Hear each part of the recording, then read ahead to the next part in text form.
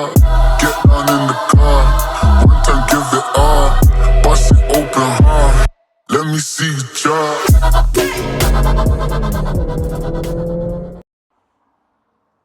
You join me now with another series.